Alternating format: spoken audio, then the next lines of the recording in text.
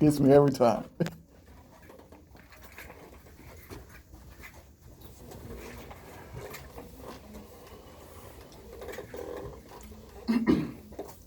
You cannot afford this car. If you miss this payment, they will repossession your car. Your credit score will be horrible.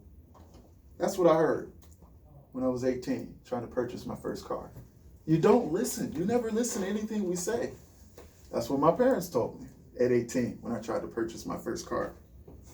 This is the story of how I learned to be thankful, use wisdom, and become a financial steward of my money. I was like any other teenager growing up who was impatient, eager to buy what they wanted, didn't really care about what their parents said. Just wanted to do it my way, right?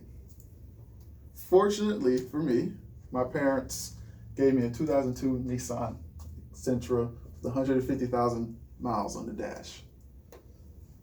The car was paid off, the AC worked, the windows rolled down, but according to my standards, it wasn't a cool car.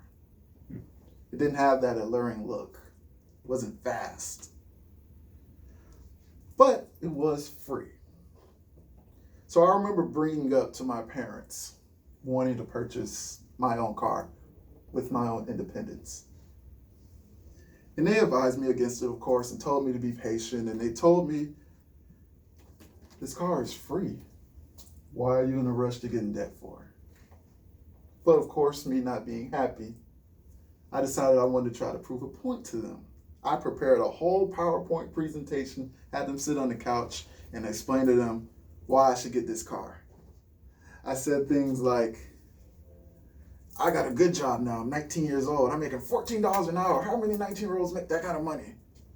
My job's a 25-minute drive. I need a car that's more fuel efficient for the highway. I need a car with lower miles. I need a smaller car because I'm a smaller guy. Things like that.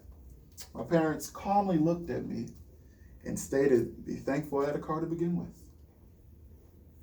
They told me to drive the wheels off the Nissan before I bought a new car. They told me, though, that I was grown and ultimately I could make my own decisions, but not to buy that car. I didn't listen.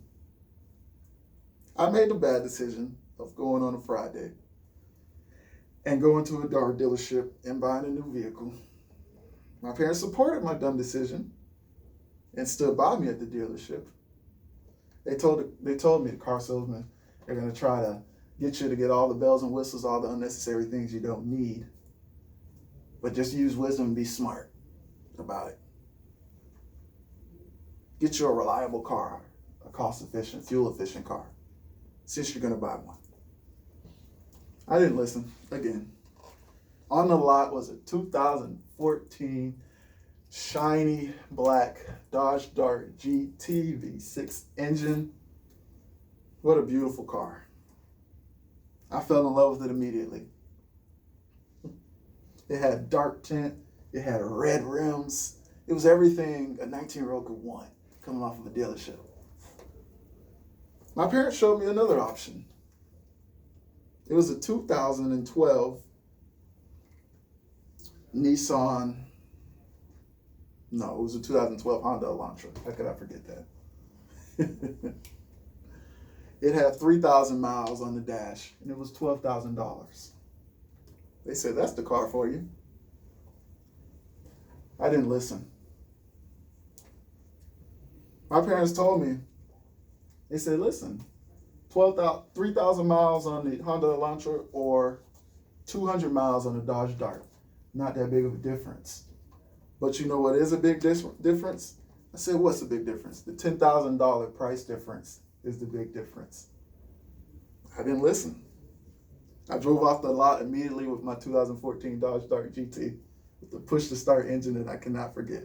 My very first car. After 5 months of owning that car, I started to sink financially. I wanted to buy electronics. I wanted to buy food. I wanted to go on vacation, but I couldn't do any of that because I had to afford a $350 car payment plus insurance because it was considered a sports car. So at 19 years old, I was getting charged sport car insurance fees, which is outrageous. My parents looked at me in disappointment and said, I told you, but you didn't listen. I didn't want to miss a car payment. I didn't want to mess up my credit score. So I swallowed my pride, traded my car, and downgraded to a 2014 Toyota Corolla that was fuel efficient, that had a sunroof, and had all the little nice bells and whistles I wanted originally in a car. I just didn't want a Corolla. But it lowered my monthly payments $150, and it lowered my insurance significantly. The funny thing is, I'm happier now with the Toyota than I was with the Dodge Dart GT. It's a comfortable car. It gets me where I need to be, to point A to point B.